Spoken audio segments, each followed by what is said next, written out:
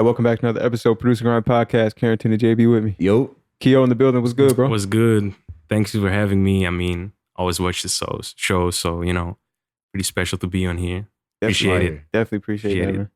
Definitely appreciate you doing the interview with us. When I was trying to do my research, it wasn't too much interviews out there. I know you got the Forbes interview, which was really dope.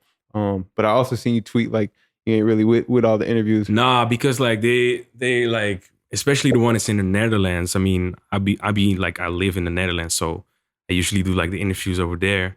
And it's kind of like they just be, really using me for like the fame and shit. They don't really care about hip hop and whatever. So I was just like, I'm not doing any interviews no more. But this one is like kind of, it's special because it's for producers and it's actually for the culture, So yeah, that's why I want to do with this one for sure. Definitely appreciate that, man. Yeah. Oh yeah, we got a lot to talk about, man. But I seen though, so like just a little bit more about you, the coverage about overseas and stuff. Mm-hmm. It's been a pretty big deal over there though, that, they got this young guy that's kind of just blown up, and all across the world kind of thing. Yeah. It's pretty new over there. It's nothing that's ever happened before, right? I mean, there have been like, especially in the Netherlands, like people like Martin Garrix and stuff like that. Those and David, I don't know if David Guetta, but some of like the EDM DJs, they were from the Netherlands as well. And they're like big. Afrojack is from the Netherlands, Really? Yeah. So I didn't know that. I thought he was from the islands. Yeah, so they just like, it's not new, but like for actually being a hip hop producer, it's the first time to, blow up and, so. Got you. And from what I read, man, you've only been making beats about 3 years, right? Yeah, I started, I think like October 2016 is when I actually like started making beats. And yeah. And then how did it all start? You said your friend gave you FL? Oh yeah. Like I was actually like a designer. Like I was always trying to like make money online, So I was like a graphic designer, like the YouTubers have like this background, whatever. And I was just selling my designs for them. I was making them intros and stuff like that. Like video intros too? Yeah. And I was selling it for like $20 and it felt like great, made my own money. I was like 13, Damn. It was a lot of money for me. Early hustler. Yeah, right. Exactly. So my friend, he was like, he got like a copy of FL Studio and he was trying to, make music, but it didn't really work out. So he was like, yo, I know you're creative. I know you're good with computers, Joe, and just try it out. So he put me on FL Studio and I just, started, playing around and actually liked it and just like keep practicing and just making beats, seeing how other people do it and just grinding. That's pretty much it. Yeah. And that guy who gave me like the FL Studio, that's like my brother. So he's always going to be with me, like wherever I go, how big, because this whole thing, he's going to like, he's going to live it as well, you know what I mean? Yeah, he's gonna be with me here, just doing all the crazy stuff, That's real shit that you're showing that. For sure, yeah. So you what had got you into like just trying to make money online? Would you say you're like a natural born hustler kind of thing? Now I was always into like computers and digital things, and I was just like playing around online. Well, what can I do? I'm bored. I was like a video game addict and stuff like that. So. I just started just playing with designs. I like being creative. I'm just a creative person, I think. And I just started, making designs and just like looking up, you're going to do research. You're going to, look for inspiration. You see people selling it online and be like, okay, if they can sell it, I think my stuff is better than theirs. And I can sell it as well. Just going to try some stuff out, and it works out.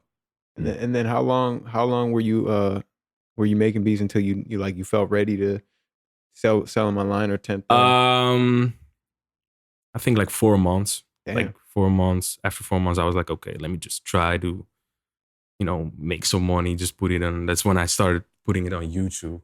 And I didn't even have like a beat store or anything. It was just like via email. And it was like $20 leases. It was like just no contract, anything. Just $20 just get the beat, whatever. And I was saving those $20 leads, I made a PayPal account, and I looked at BeatStars. Like I found BeatStars because I was just like designing, just looking for inspiration online and just doing research. And I saw people just doing this like YouTube with beat stores and shit. So I found a beat store, BeatStars, and I was like, okay, I need to get it. It was a $180 a year membership. And I just like, got those $20 leases together to get to that 180, and I just bought the membership. And from there, I just started, grinding on the beat store. And my only like goal was to make the 180 back in 1 year so I can get another like membership.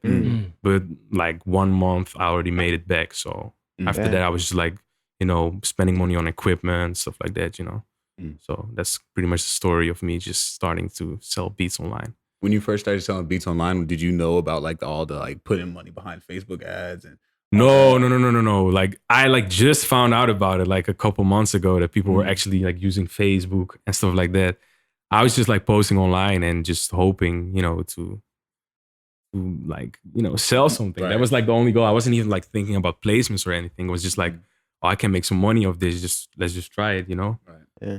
Damn, so that's crazy. You found success just from putting it on YouTube. Yeah. No promo. Nothing. Just putting it on YouTube and just hoping. Why do you think that there's a lot of guys that will put their stuff out on YouTube and on BeatStars, but they won't find the same success? Yeah. Was it something different in like your sound, or did you like make sure that when you first started off, you were buying like really high quality sounds, or like why was it that you stood out? I mean, it's because I felt I was different in a way that if you go to like right now, if you go to YouTube, you go to like Thai beat, everything is like it's cartoon background, the same shit. People buying views, same type beats, people just with the logo and the intro and whatever. And I mean, that's branding, I get it. But what I think and what I've seen, like the people around me were just doing like the cover art on the background, and just post the beats, don't worry about all the designing and shit. Just, make the best beats, make your own, like kind of add something, like add something to the beats. People like, okay, how did he do this? Some shit that, hasn't been done before. And just brand like you, don't be like the cartoon stuff. I don't think that's like, because I tried it as well and it didn't work out, like everything dropped, Yeah. So I think because everybody does it, right, it's kind of like, saturated. Exactly. Right. You need to come with something different so people know, okay, this, like people look at the channel and be like, oh, this is Kio, because he has like a style of thumbnails or whatever, That's what I think and what I've experienced. So yeah. So what advice would you give to guys, like besides, finding your own, kind of style? Like, cause we get a lot of DMs from guys like, yo, I've been trying to sell beats for a couple months. I may have only sold one or two. Like, what would you say to them? Being consistent is the best thing, because I uploaded beats like daily for like 2 years straight. No day off, every day. People were always like, yo, how do you do it? Every day, single day, people have shit to do, But what I just did was I made 7 beats in the weekend and scheduled them over the whole week and repeat. So I had like a week free to do anything and just cook in the weekend and, be able to upload one a day every day. And that consistency like really makes people, even though like at the beginning, like even though one a day, you don't get views, But after like, if you keep doing it, don't think about like, oh, I'm not getting views. Just keep thinking about, okay, I'm making beats, I'm becoming better. You don't think about like all the numbers and just like, okay, I'm doing it for fun. I like it. And I'm blessed to make a little bit of money. Then you don't even think about it. And it's just starting to, go crazier every time. So I really think like the consistency, like I've seen people do like 1 beat a week. If you have a small channel, that's not going to cut it. It's not going to work. But I think you really need to like, put a lot of work outside so people can just, find you. Because when you're big, you can do 1 a week, Right, people will watch you regardless. Right. But when you're just starting out, you really need like grind it hard. You know what I mean? Yeah. So yeah. Now you're doing all this while you were in school. So was it challenging to balance going to school and making the beat store and doing the thumbnails, the cover work? Well, I started my beat store while I was in high school still. And I mean, I wasn't really doing that much in high school, so it was pretty easy to do. But then I went to college and it was kind of like clashing, you know, like I was kind of like doing bad in college and stuff like that. But like I said, I was just trying to, you know, like schedule the whole thing, you know, just like make beats on the weekends, and then so I have like the whole week on to do like college work and stuff like that. So I can really like I was really trying to find a balance with between those two. And it was like 1 year of college, and it kind of worked out. And second year of college was this year, and I dropped out because, you know. What were you going to college for? It was just what I said, like designing. So it was like web design, multimedia design, app design, you know, stuff like that. And it was always like, yo, trying to find a job, music on the side, you know, like everybody trying to do. But then just like the song happened, you know, and then it was like, okay, you don't need to go to college anymore, you know? So, yeah. So my question is, if you were, you know, had found some success, you know, being an entrepreneur online, what had made you kind of think that you had to go to college or? I mean, just like I wanted to always have a plan B, you know? Okay. Like even now, like I might even finish it, you know what I mean? Because even if it like doesn't work out or whatever happens, that I always have some backup. So I'm never like on the street or whatever, you know? I'm just trying to be safe. That's just me, you know? Yeah. Damn, biggest song in the world and still talking if it don't work out. Well, I mean, I was just trying to be sure, you know? I just want to be sure. I just don't want to be like somewhere where I don't like want to be, you know? Right. Could you offer any advice to producers that, you know, maybe going to college and trying to also make music and stuff? I mean, you should like for real just do it, because like even you can look at Tay Keith, you know, in college and, you know, making beats. It's possible, you know. You just need to like find the right balance between it. Just like schedule it. Like scheduling is really important. Like it really like in your whole life, not even music. It can just help you out to be so much more productive in a day, you know. So if you just be like even 2 hours, you know, just like, okay, work, college, you know, the whole day, your whole day is gone. When you go home, just 2 hours or 1 hour, just go try to make beats, you know. Right. And just every day, and you know, you will still have a product to, you know, present, you know, compared to just do nothing. Just be like, okay, college is taking over. I need to focus on this. Just even if it's like a small amount of time, you know, just do it, because it's going to be worth it. And you're going to be better at it. You know, you're going to work, you're going to improve, or like, you know, be better, make better beats every time. And one day, like I feel if you work hard enough, and you're just like a good person, like in general, I think the day will happen, like the day you've been waiting for.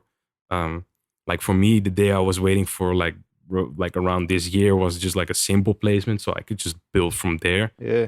It was kind of like a bigger placement than I thought it would ever Just be. a little bit. Just a little bit, but you get what I'm saying, right? Yeah. So yeah. So let's talk about that beat, you know, the Old Town Road beat. So just walk us through. Now you that's a sample beat, but were you always, you know, making sample beats or? Yeah, I mean, I was like not too much like uploading them, but I was just making sample beats for fun. And I was actually even like when I was bored and I wanted to make a beat, sometimes I was even like just looking for weird shit to sample, you know, shit like not even music. Like I was just like Googling like 10,000 BZ music or something. It was just people just, you know, on the Stones and just some weird sounds. I was just trying to make a beat out of it, you know. And yeah, I've been sampling like for a while, but I'm not really putting it out. I don't know why. Because I think because it doesn't really sell that much on my platform. Because I think every YouTube channel, every beat producer kind of has like a one type of beat that sells, you know. You have like a melodic, you know, people who make only the melodic ones, and people who make the splurge ones, you know, without the melody and stuff, you know, they dedicate their whole channel to make those beats. And it works for them, you know, because if they just gonna upload a melodic beat, it's not gonna subscribers, and people would just like, you know, be on their channel, be like, well, what's this, you know? Yeah. So, what else you got kind of thing? Huh? They're gonna be like, what else do you got? Yeah, exactly. Yeah. So was diversity important for you, like when it came to making? Like the people that I was around were always just like trying to find like the one sound, you know, just like the melodic or whatever. Because with YouTube, it is like, another tip like with selling beats online is you just like what I did and what everybody around me did who actually became successful in selling beats is we just like make type beats, different type beats, just everything. And one day, one of the beats going to blow up, like get like 50,000, 100,000 views, you know? Mm-hmm. And that type is, you know, people going to see the beats, going to subscribe, you know, and they're going to want to hear more of that. Mm-hmm. So you just make a lot of those type beats, you know? Mm-hmm. So if you like the baby type beat that blows up, you just like do a lot of more the baby type beats on your channel and it's going to do more streams. And that's how you just like get like a channel that actually sells good, you know what I mean? Yeah. But I personally was like, I had some beats that blew up like 500K and stuff, but I still didn't want to just do one type because I like just doing everything. So I just even like, it didn't even sell good, but I was just like doing random and uploading everything. Right. And Old Town Road beat was one of those random beats, you know? So if you hear it, you can hear like, it's not really like you can really put it in a box, you know? Yeah, it's kind of like different. Yeah, it's not standard, right? Yeah, exactly. So I heard you even say before, like you didn't even think no one would even want that beat. No, nobody wanted it even. Like it was just like wasn't even selling. So, but I just put it online because I was like a special beat because when I was looking for the sample, or I was just looking for samples on YouTube, and I heard the 9 Inch Nails samples, and I was like, okay, damn, I have to use it. You know, I heard it, and I was like, okay, this is it. But I was talking to other producers at work, and they were hearing the sample, they were like, never use this ever, you know. But I heard it, and I was like, this is perfect, you know. Yeah. So I just used it and put it online, and knowingly that it probably wouldn't sell, but it actually did once in November, and that was the one. Yeah. Were you picturing a rapper, like a certain type of rapper over it, or? I mean, I didn't know what type of beat it was, but it was kind of like the trap, you know, Atlanta trap, up tempo drums. So I just put like, I think I uploaded it as a Future type beat. Mm-hmm. Yeah, just because, you know, the marketing, and even though it wasn't really a Future type beat, but you know what I mean, like the drums. Yeah. So yeah. Then no, go ahead. I was gonna say, okay, so once like the record came out, what was it like was it like challenging to on the back end side, the business side, to get in contact with it, or not get in contact, but work out the splits with 9 Inch Nails? Like the sample clearance? Yeah. That happened. We dropped the song and he got signed to Columbia. And Nas got signed to Columbia, and somehow somebody in like his, you know, in his circle knew Trent Reznor personally. That's what I heard. Wow. And that's how we just got it cleared pretty easily. Wow. So it was, that's why like the whole story about this song is just like all the stars just aligned. Yeah. It's everything went perfect. Now we've heard some horror stories and stuff about when people use a sample, sometimes the owner of the sample takes all the publishing. Yeah. Was it bad, or was it good? Good? No, it wasn't bad. It was good. Not bad. It was good. It was good. Yeah. It was good.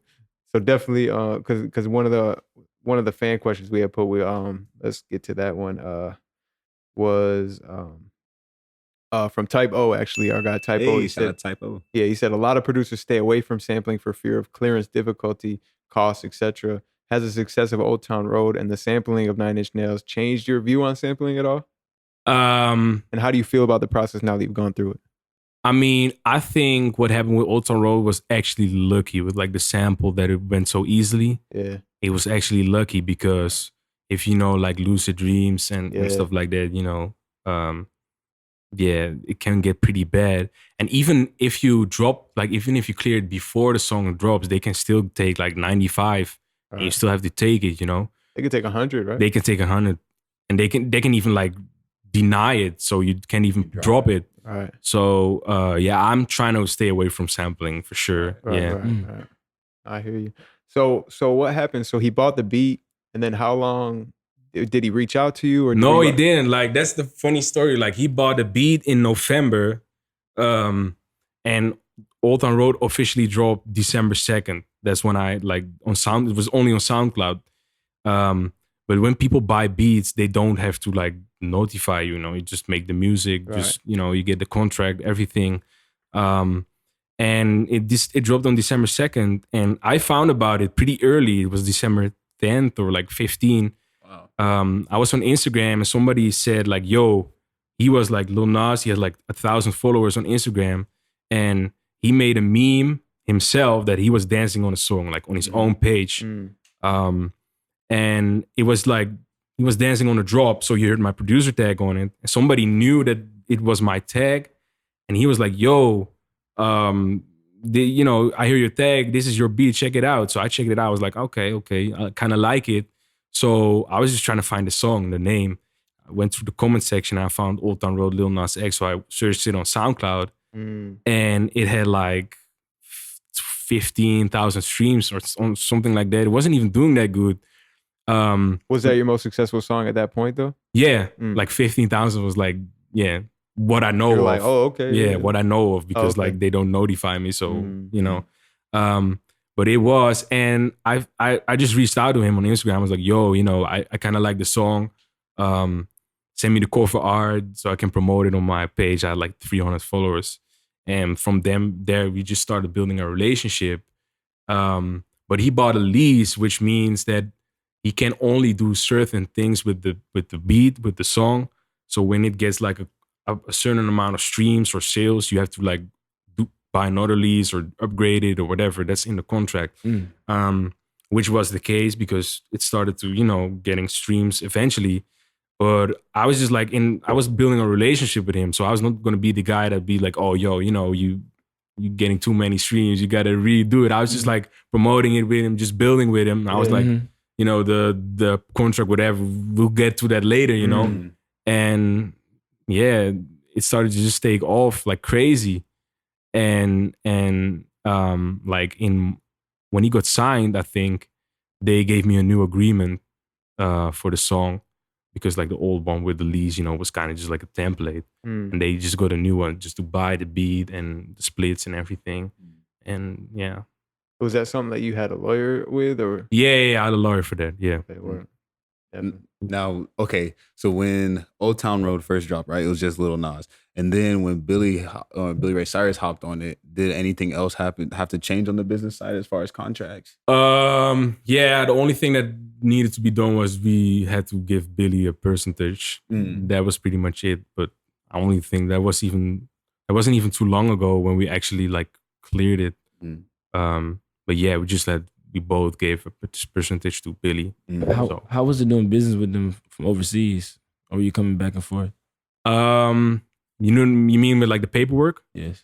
I mean, yeah, it's just everything. Like communication with Nas and everything. I was just like DMing him, and it was just like every milestone. If you go to my Instagram, I have like this highlight, and somehow I saved every milestone of the song, like from when it had 20,000 streams till now. Like every milestone you can see it on my Instagram. Like I took a screenshot of everything, and we were just talking on IG and just sharing the whatever the accomplishments. We just shared it, and we just talked and called, and that was pretty much it. I had no contact with him, but just building a relationship just that way, And we were both promoting it. He was doing it on Twitter for the most part. I was doing it on Instagram, and he sometimes sent me some stuff. Yo, can you put this on Twitter so I can retweet it? And we just both like just pushed it, One thing I noticed from all this is how much love that Nas and Billy have been showing you from the beginning. Facts. Yeah, because they're just like, for the first thing, they're just good, really good people. Like, want to say that for sure. Second is, they really see that without me, it would never have happened, Right. So like Lil Nas, for sure, like he, even now you see with Day Trip, he really puts the producers like in the front. Right. Like we went to the VMAs, he wanted to make sure we were on the red carpet and stuff like that, Word. So he I think he's like setting an example for other artists to just like be, we making this record together, it's not just you on the front and the producer on the back. Like we just doing it together, just like a relationship on the song, and I think he's just setting an example, just like, just give the producers more love, because we're making the hits, you know what I mean? Right. Like, what are they afraid of? Like, yeah, exactly. It's gonna not find weird. some success, It's not weird to just show some love to your producers, you know what I mean?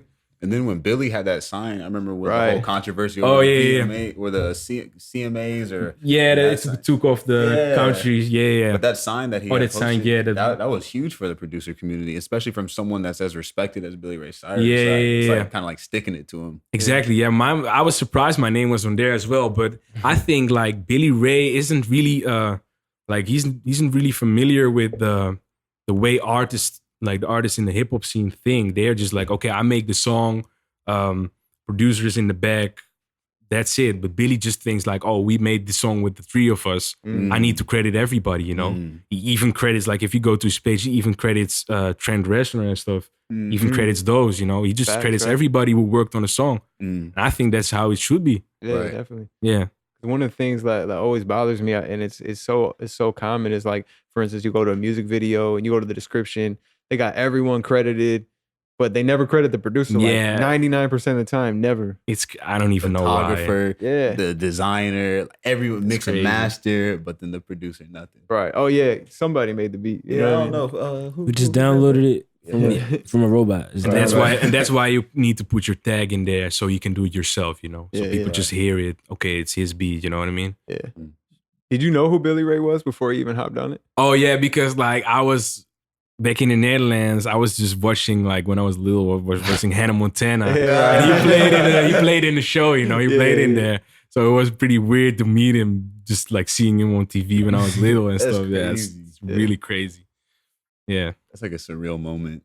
Yeah, for sure. Because like the whole I didn't even know how big of a deal Billboard was, because I was in the Netherlands, and when it hit #1, I was just like, okay, #1, okay, you know, I was just like doing my thing. I was just making beats. Like, okay, I told my parents like, oh, we hit #1, and I was just doing my thing. I wasn't really thinking how big this was, you know, All right. and like the whole run. It didn't even hit me because it's so much to just process, you know. Right. But when I Hannah went, Montana's dad. yeah, like- but when I went to LA for the first time, that was for the video shoot, Old Town Road video shoot, and I remember I was at the shoot, and that's when I met Billy for the first time, Billy Ray, and he said like, okay, you need to take my number when you ever need me, you know. My daughter is somewhere around the shoot, and that was Noah. So I saw Noah. I was like, "Yo, your father, you know, he told me to, you know, get his number." So she gave me his number and her number, and I started, you know, I texted her, and she told me we're doing Old Town Road like live for the first time at Stagecoach. It was like a country festival, but my flight was already scheduled back. So we got like she obviously said, "Yeah, you need to be there. It's your song as well." So I like extended the flight. I went to the festival, but I think Lil Nas was going with the helicopter to the festival, so I couldn't go with him. It was like, you know, the scheduled time or whatever. So Noah told me like, okay, you can come with us. So I went to their house, like Cyrus, their house. Dang. I Ubered to there, and we drove to the airport like with all of them. Yeah. And that's when we went to the private jet. And Hey. and then like that moment, that was the exact moment that I was like, okay, this is big. You know, I'm here with the Cyrus family in a private jet, you know, flying to a show. You know, it was for me just a kid making beats in his attic in the Netherlands. It's big, you know. That's when it really hit me like, okay, this is gonna be insane, you know, insanely huge. So yeah, that's like the story. Crazy. It is crazy. Just looking for, would you say 50,000 views, something like that, just to start. Yeah, exactly. Looking just to make $180 to get Yeah, a start exactly. license. So what? So can you clear up the misconception? Because I think a lot of producers are like, "Yo, he sold the beat for $30," and they think that's all. Yeah, everybody be saying like, oh, he doesn't make money off the song and stuff like that. But when you like they don't, like, people just say I sold the beat, and there's a difference between selling and leasing. I actually leased the beat to him. Even if I sold the beat to him, even if I sold it for $30 exclusively, which is like insane. Like, why would you do that? Right. Like, that's way too. There's no money. But even if you sold it exclusively, you still like keep a percentage of your publishing. So even if I sold it, I would still make money. But people just think like I sold the beat and like all the rights or whatever. I mean, that's really not how it works. And I think you should always, when you sell a beat, always sell it with like an agreement or anything, because just to be protected, you know, like just for that one. Because I was always thinking like, okay, I need to put like an agreement, even if, you know, if somebody buys a beat and it blows up, I'm protected. I was always thinking like, okay, nothing is gonna blow up, but just to be sure, and it actually happened. So, and I was, because of the contract, I was safe. You know what I mean? So, is there anything specific like you have to put in that contract, or? No, I think like it's just like the well, you can choose like how many. I just used the BeatStars template, but it was like how many streams you can do with each lease, you know. So if you get the first lease, it's like 1 million streams, and you know, it's all the numbers, what you can do and what you can't, and just the publishing percentage, and just the agreement with like, okay, this is agreement made this date with this individual, you know, this price, just like noting everybody of everything you can do and what happened, and just, you know, just making a compilation.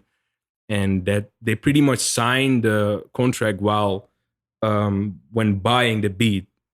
So when you buy it, you agree with it, you know. So you don't actually have to like sign it, but it's just like that's the terms, you know. If you buy it, you agree with the agreements, right, and those are the agreements. So that makes it so like, that makes it so you don't have to sign anything yourself, and that makes it like really easy to sell beats, you know, online on, you know, beat after beat after beat. People be sending like 20 beats a day. If you have to sign 20, you know, things, it's not going to happen, you know. So that's really the alternative they use, and it's pretty much working. Now, since this, you found like you've been working with a lot of artists afterwards now. And so when you're in the studio, how do you protect yourself? Do you do anything specific? Do you have like a contract that you have the artist sign while you're in the studio? Oh, how do you handle that? No. You shouldn't do that. No, you really shouldn't do it. You just, when you're in the studio, it's just like making music, you know, just making the music, just, you know, building a relationship with the artist, and just get like, when you play beats or make a beat, and like the artists are always with somebody, like a manager or whatever, somebody's always with them. And when you make a fire song or whatever, the manager is just going to be like, okay, let me take your contact. And they always going to send the paperwork, you know, when a song is about to drop or whatever. But you should not like take a contract with you to the studio when you're making a song. Like, oh, sign this real quick, you know. Nah, it will come, you know. People are professional, so. We definitely have to make that clear, because I feel like some people want to make sure they're protected. So they'll go to extreme lengths. No, I mean, you'll be good. Just in the studio, just worry about making the music, and the paperwork will come afterwards, you know. And then at what point did you link with CashMoneyAP? Oh yeah, that was even before Old Town Road was actually a thing. I worked with him just online, you know. He's always like giving people a chance to work with him, just like smaller producers. And we had like this group chat. I was like a Twitter group chat since way back, since like 2017. He was in there as well. And he was sometimes just like in the chat, like, yo, I'm in the studio with Lil Yachty, send some melodies, you know. He was trying to get us, like small producers, trying to get us a placement. Because he's just like, he's a good person, you know. He's really like not trying to fuck anybody over or anything.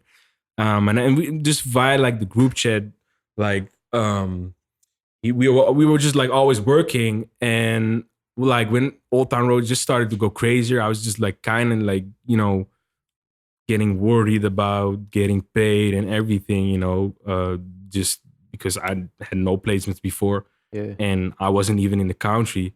So I was just talking to AP. I hit AP. I was like, yo, you know, this, you know, Old Town Road, whatever. And he was just helping me out what I needed to do. And it wasn't even when the song was big. And I think like we've been working, I'll be sending him melodies, making like beats and whatever. And he just wanted to sign me. So like I signed with him with like the Cash Gang. It's like a deal. It's like a group of people. Shout out Cash Gang, by the way. Shout out AP for helping me out. It's like a group of producers just like, you know, moving together, working together. You know, it's just like a gang, you know what I mean? Just like positivity. And I signed to his team, and from there it was just like, you know, also because I signed, it was, you know, no more worries about paperwork, anything. We got people for that, you know what I mean? So like Steven Victor, shout out to him as well. That's actually my like manager. He like does all the Old Town Road, all the splits and everything, all the business stuff. Yeah. That's all him. So shout out to him. And I think like that came like at the perfect moment. Like he just hit me up like before everything started to blow up, was already working with him. After that, everybody was just hitting me up, like, yo, everybody wanted to sign me. I was just going to ask, were you getting more other offers? Everybody wanted to sign me because people were already looking at him. And, people were also looking at me because it was the two of us, And AP came before shit really blew up. Right. And because I was working with AP like for a while before the song even was a thing, he was like the only one I trusted, And that's why I just like went with him and just he helped me out with everything. And now we're here. So like, since you had a song that was already kind of successful, what made you even sign to anybody versus kind of just like, yo, let me wait it out and see what I can do on my own? Because it's kind of like a management deal. Oh, okay. So it's like, they help me get in sessions, get my paperwork. Whenever I get a lot of merge deals with companies like, I don't even know if I can say the names, but just like hardware companies. Okay. And they just, be the manager, work it out for me and stuff like that. Right. And I knew I needed like a manager and I need persons to, help me out in that. I can't do anything alone. So that I was just really looking for somebody just to help me out in that, scene, No, it makes more sense because I had thought like it was a producer deal or something like that. Oh, no. It's just like you can see it like as a management deal. Yeah. And I signed another deal with Universal that was just publishing. So, what was that process like? Well, like there were a lot of people who wanted to sign me, of course. We just went with Universal because we thought like what they offered and stuff, that was the best one. Yeah. And I just went to the headquarters, I signed and for a sum of money. And yeah, it wasn't even that like big of a deal. It was just like because like the Steven, like he was kind of like doing stuff at Universal. So he was like it was really easy setting it up and stuff. So yeah. And was that what you were talking about yesterday when you tweeted the Old Town Road check? Oh yeah, that's like because I'm from the Netherlands and I just came here, just moved here, had to get my social number, had to get everything to get like an account here, you know what I mean? And it just hit like all the money, the song, like it was already waiting for me. Ooh. But I could get it in the Netherlands, but in the Netherlands, the taxes are insane. So I was just like, okay, let me just wait till I get in the States, get everything, and then just, get the check. And like a couple of days ago was when the check actually just hit my account. When we got the account, and yeah, that's a crazy check. Netherlands, like, it's that bad. Right. Yeah, it's bad. What you about to ask him? No, I was going to ask a question, but I completely lost it in my head. Completely lost it. That usually happens. So what advice, since we're talking about the Netherlands, what advice would you give to aspiring producers from, Europe or overseas in general?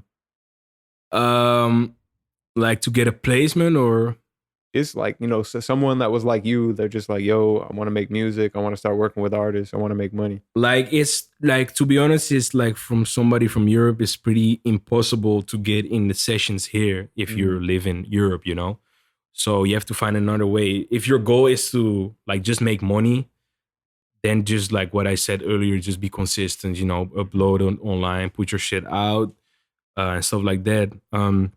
But if you actually want to get placements, like what I really suggest is send loops to big producers because they really like, they're looking for it. And it's easy placements. Trust me, it's easy because I'm looking for it as well. Every producer I know uses it, and that's like the whole scene right now. It's really taking over, and I think that's a good thing. Then how do you even find those producers? How do you get their contact? Any gems you could drop or advice you could drop on that? You mean like how I find producers to like send loops to me or no, back then when you were like trying to find producers to send loops to. I mean, a lot of them don't just put their email out there. Nah, sometimes they put it in a story just like, oh, send me some stuff, and if not, just try to DM. I mean, they'll probably reply, and if not, just try it again or try by somebody else. Somebody will reply, and you can just build, send them some IDs every time. They're gonna like it, Yeah. Do you include your, like when you send melody loops, do you include your tag with the melody loop, like in the email with it? Well, I didn't send melody loops out when I was small. I do it right now with like big producers, but I'm just kind of like building a relation. They know like who I am. I'm just like, okay, Sam, let me send you some IDs. They're like, okay, cool. So I don't even worry about not my tag. Even if like he makes the beat and I'm like, oh yeah, I forgot my tag. You just go send it right now. You put it in there. When you're smaller, I would just put it in a not in the loop itself, but just in the package what you're saying. You don't want to put it in the loop. It's kind of Yeah, no, I just think that's really important because like whenever I get melody packs from guys or just anybody in general, I think it like kind of makes the process like inefficient when you have to finish a beat and then go back like, yo, add the tag. And I think that's an opportunity. That's a time when people will just be like, whatever, I'll just put the beat out. Yeah. Now we see you still got your beat store up. Yeah. How long do you plan on keeping that active? I mean, I told what I said in the interview was, it's the whole reason I got my success. So I don't want to quit it just right away. But right now, just being in the sessions, you have sessions the whole night, the whole day. I don't even have time for it. You know what I mean? I don't have time. Like, I really, even if I try to schedule it, it's so much going on right now. It's literally impossible. So I'm keeping it up. I'll still pay the yearly subscription every year. I'm gonna just try it, but I can't promise anything, Is it hard to be like, oh, I don't know if I want to put that beat up because I want to send that out for placements and stuff? When I just like for the channel, I just make some, or for the beat store, I make some quick beats, just some ones I throwaways. Yeah. And like the ones I send out are usually the ones with like the loops people send me as well. And I'm not gonna put people's loops and the beats on beat store, Right. They wanna, they want to try to get a placement. So I just send it out. And there's like a lot of people sending me stuff, like a lot of big composers and stuff. So I just use those for the placements and the ones I make quickly. I just be like, okay, let me put it on the beat store. But when even if I make a quick one and I'd be like, okay, this is for, I really hear this artist on it, I'll just put it on the side, Put it on the site or put it on the side? Side. So just wait, and when I get in the session, I just play it, Right. Yeah. Definitely. Do you think it could like at some point, do you think it could like, it might have a negative effect on your brand, or do you want to keep like make your brand more exclusive? Like, it's already not that exclusive because you can still get the old ones with my tag on it, So, but the exclusive ones, like the beats I send out are the exclusive ones. So that's true. Like all the exclusive you need. Yeah. Right. Yeah. So, yeah. And then the people that are hitting you up for beats, the artists and stuff, you find, are they hitting you up for country trap beats or other beats? let me get another Old Town Road beat. Yeah, at the beginning, like when it just started to blow up, there were like people hitting me up. Even Lil Pump hit me up like directly. They wanted to get some country trap stuff. Yeah, they were just like trying to get on a wave. Yeah. But right now, it's just like anything. Just doesn't even matter. Just be in the studio with them. Just make anything. Yeah. So yeah. And it's almost like anyone that kind of jumps on that kind of beat, they're gonna just be like, "Oh, bro, you just copying the yeah, exactly." It was kind of like a one-time thing, I think. Like the whole, like, it has been done before, of course, but this one was like different, different. So brought it to the mainstream for exactly. real. Have you got any like pushback from other producers being like, "Man, I was doing country trap a long time ago"? Oh, what I've seen like producers like just sending me in the DM, just send me like an old beat, like, "Oh, you stole my beat" and stuff like that. It wasn't even close, Yeah. Just people just trying to get some clout or whatever, It's how that would be. Like, I don't even reply to it. Just because they happen to use the same sample, you stole their beat. Yeah, exactly, stuff like that. Or they use like a guitar and they'd be like, "Oh, you stole my style" and stuff like that. Yeah. None of that. Have there been any like big producers that have kind of like been like, "Yo, like let's really work"? I've had a lot of big producers just showing me respect. What happened, just like the whole, because it's also still a trap beat that took over this big. Like usually when you go number one Billboard, it is like Camila Cabello, it is Ariana Grande, it's the pop shit, Right. And this was actually like a trap beat, So for the trap producers, it's actually, okay, we can take over, we can take the number one spot. It's possible, Yeah. So everybody just like, I've been working with a lot of big producers like C-No, DY. Shout out to C-No, man. Yeah, shout out to C-No. Of course, AP. It's too like it's a lot to name. But yeah, I've been working and Take It and everybody just vinyls. And everybody just keeps saying like, okay, what you've done, inspirational and you deserve it and stuff like that. So they're really like genuinely like happy for me that it happened. So like the big producers, Any major gems they dropped to you? Like any advice they've given you? Like how to keep on carrying the success through? No, not really, but I think they know that I'm a person that's not crazy or anything. So they know, okay, he will be good, in the future. Right. Yeah. So yeah, it was not really that advice or anything. So yeah, we we had put the post up saying that we had the interview come with you. So we had a whole bunch of viewers submit, their own questions and stuff. Yeah. Let's start it with a couple of these you already answered. That the one I was just looking at, he said, how often should you be releasing beats online? You said, at least like try to do like one a day kind of thing. Yeah. So shout out to Kamiri23 for saying that. And then someone also asked if you use paid promo, delaying plugged in, but you already said no, you don't use that. Nope. Oh, yeah, we're clearing all these up. We're hitting the important ones. So this is a good one. Cody T, is that the one you're talking about? He said, "What's the most important thing you had to do to start making better beats?"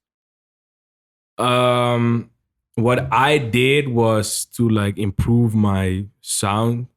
Was I was trying to make, when I heard like a song I really liked, like 21 Savage song or whatever, trap song, because I make trap beats. I was like trying to recreate the beat on spot, like perfect, just like the mix and the exact sounds they used. And I used that to just like look, okay, well, how did they do it? What, like, find a pattern between all those remixes I did. Yeah. And, from that, I just, started to understand, okay, this is what people like to spit on and stuff like that, put out. And that's how I really like improved making my beats. It was just like I was copying it, but I wasn't really copying their style. I was just like, how do they do it? What do they do? And just kind of like think, when I make a beat, think about those things. You know what I mean? Yeah. That's why it only took you like 4 or 5 months. 4? Yeah, I think 4. It was 4 months. Yeah. I mean, I was working every day, so Were you big on tutorials? Like I watched them. Yeah, for sure. Like when I started, I needed to know how the program works and stuff like that. What VSTs were best and stuff like that. People were making like back in the day, like how to make a Young Thug type beat. I just watched it, and I was just looking at what kind of VSTs they use. But I didn't really use that many of VSTs. I was just like looking to sample packs and then FL, whatever. We gotta ask, this is one of our famous questions we asked. What do you put on the master channel as far as effects? Soft Clipper. Just Soft Clipper. That's it. That's 2 in a row, baby. 2 in a row. That's 2 in a row. Yeah. It's pretty much all you need. Yeah. Any other like specifically for melodies or any plugins you like? I mean, melodies, I just EQ them. But when I make loops, I always use Microshift. Microshift. Yeah. You know about that? Is it kind of like Effectrix? No. It's like I use Effectrix as well as Fire on the drums, But Microshift is like I don't know how you call it, but it has some presets. It's kind of like detune, like the detune 5 stuff like that. It's kind of something like that. RC20. Yeah, it's something like that, but it's just like the one I always use. It's kind of nice. We got to check that. What's it called? Yeah, Microshift. Microshift. Yeah, it's from Sound Toys. Oh, Sound Toys got good stuff. They got good stuff. What was the one that Reason was showing? Dang, I forgot the name of that one. Have you heard Reels? It's called Reels. REELZ. I've never heard of it. No. It looks like the waves. Yeah, it's sort of like what you're talking about. Oh yeah, yeah. It's fire. Yeah. Okay, so I'm gonna check it out. Yeah, that's pretty cool. And then when you're chopping up samples, what's your process like? How do you prefer to go chop up a sample? I always do it in the playlist. I never use like slice. You don't like slice X? Nah, I like it, but I don't know. I just like prefer using it in the playlist because I can every chop I can just like what's it called, make separate chop or whatever, and I can just like adjust everyone like pretty quick, and just make it in a loop and just can see in the playlist. Okay, this is a perfect loop, and just copy it, and I just like do it in the playlist. Yeah. Are you big on manipulating the loops? You kind of just use them as is. When they send me loops, I usually just use like maybe change the pitch, but I usually like keep them how they are. But when I really think like, okay, I should chop it right here or whatever, just chop it, Yeah. E9, shout out to E9X. He said, do you like collabing more often or working alone? Depends, because I've been working with some big, like kind of big names. And when I sometimes send a melody and I can like get a beat back, like out of key, 808 and stuff like that, I kind of be like, okay, come on, I can't send it out because my name's gonna be on it. I don't want my name on a off key beat. You know what I mean? So I like collaborating, but collaborating with the right people. Like when people send me melodies, I know okay, the drums. I'm gonna do my drums, gonna be okay. But like sending out melodies to collab, I only do to certain people I know. Like okay, I trust these people just to make it fire. You know what I mean? Yeah, definitely. And speaking of keeping 808s in tune, how did you? That's a very challenging skill to develop. To figure out when the 808's in key. Is there anything that you do specifically to make sure that your 808s are always in key? The only thing you have to do is like pitch it up like 5 octaves. Just pitch it up like to the max and then just hear it out. Yeah, that's pretty much all you have to do. Like can't miss. That brings us to another question, which I didn't quite know what they were talking about. But we had to ask. He's it's AminHamu.flp. He said, "Is the legend about YoungKio off key 808 true?" You know what he's talking about? I don't know what they're talking about, but I think like AP is always trolling like that my shit is out of key, AP but it's like a joke, Okay. It might be that, but no, my shit is not out of key. That's probably what he's talking about. Yeah, probably. Yeah. All right. And then this is another one too. It's kind of different. Dami blah blah. He said, when do you like specifically when you're making a beat? I think he's talking about when do you just let an idea just die? I mean, I hear it pretty quick. Like when I got the melody, I'm doing the drums. I'm be like, okay, like when I have a melody, I'm gonna add more melodies. Like I add a melody, I have a melody, and I add another melody. Then I add the drums, and then I add more melodies. That's like my process. You said like I have a main melody, even if it's a loop or anything. And then I always like add a melody or like a synth bass, And after that, I started drums. And when I'm finished with the drums, I always like add some more melodies, to layer over everything. But when I add the drums and I'm be like, okay, I don't really feel like another melody is going to fit on top. I just trash it. That's how I do it. So yeah. Fair enough. Yeah,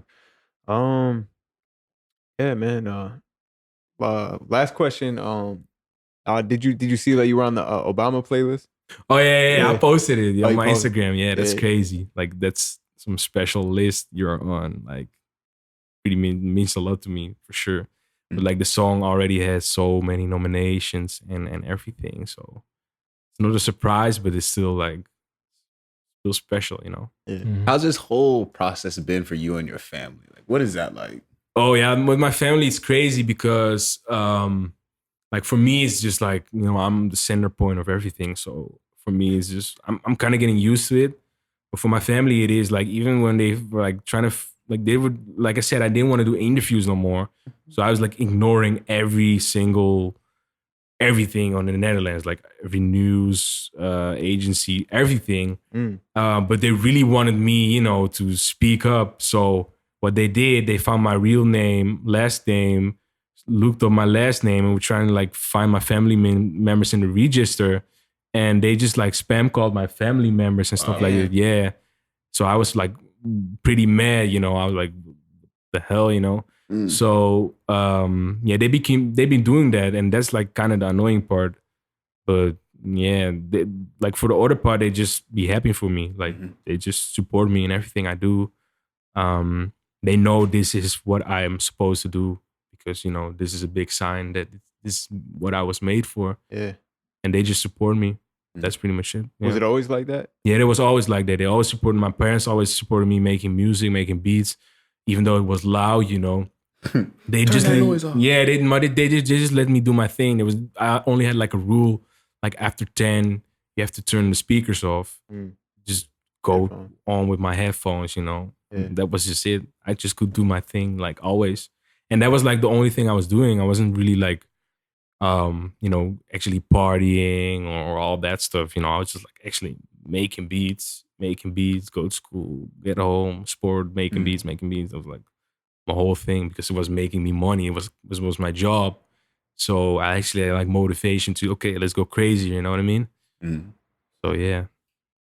Yeah, man. Any crazy, like with this, like with the newfound fame and everything, is there anything crazy that's been happening or any wild stories you have?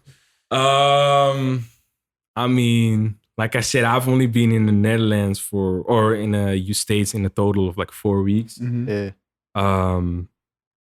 I mean, like we had a crazy after party at the VMAs. We had a crazy party at the BET Awards. I had a party like last week as well. That was crazy as well. But it wasn't really like crazy stories. I mean, just like regular parties, you know. Yeah. I mean, oh yeah, like just big people hitting me up, like in my DMs and stuff. Big artists. Just like, oh, let's work. That's pretty much it. Nothing too crazy. But they will come. You talking about some of the differences of the people in US and Netherlands? Netherlands? Yeah. Like the thing is in the Netherlands, people are more like I feel like we're kind of like humble in like Europe in general. Compared to here, like when I'm with I mean I just became like kind of like semi-famous, but still when I walk in a studio, people know who I am. People expect me to come in like, yo, I'm the best, you know, just don't even greet nobody. But I just come in the studio, I'm be like, oh yeah, what's up? I just greet everybody, talk to everybody. Yeah. And people are actually surprised that I am like that, but that's just how I am. That's just like how everybody is back there, you know what I mean? So I kind of think it's different here because they expect me to be different. So they usually get that type of behavior. But yeah, I think that's pretty much like the difference. Like just like, yeah, I mean, I'm just grateful that I'm actually be able to be here. So I'm just like nice to everybody, you know? Yeah. That's just me. So I think that's a major key, man. Stay humble. Yeah, for sure. That's just me. You might just get a big ass song from being humble, you know what I mean? Yeah, exactly. Yeah. Shoot, man, we appreciate you, man, coming on and talking to us for about an hour now, and basically just letting us get the whole story. But it was an hour already? Yeah. Damn, that was quick. That was quick. Yeah. Shit. No, I appreciate it. Like, I appreciate being on the show. I always watch it, so. Definitely appreciate that. That's so fire. Yeah, for sure. Like, I mean, before this, I was just like a regular producer, so, you know, it's pretty obvious I was watching this. Like, You've been watching this before, like? Yeah, for sure. Like, trust me, like, every producer I know watches the show. Like, it's, yeah. That's fire, man. So we always love hearing that shit. Yeah. We never know. So crazy. We don't really know, you know what I'm saying? No, but I mean, like, this is the only real big platform, or like the platform that's really for the producers, you know? So when we like trying to watch some shit from producers, this platform, the only one that's also doing is like Deconstructed. Yeah. That's, you know, those. Shout out to them too. Yeah, for sure. Like some gems from them too. The putting the producers in the spotlight. I don't really like. There are more coming like around this time. You know, more new ones. But this one and the Deconstructors are the ones that have been there for a longer time. So trust me, like a lot of producers watch this. You don't even know it. That's what's up. Yeah. Shout out to all the producers. Yeah, shout out to all the producers. Yeah. All right, though, man. Appreciate you one more time, man. Another dope episode in the books, man. Peace, y'all.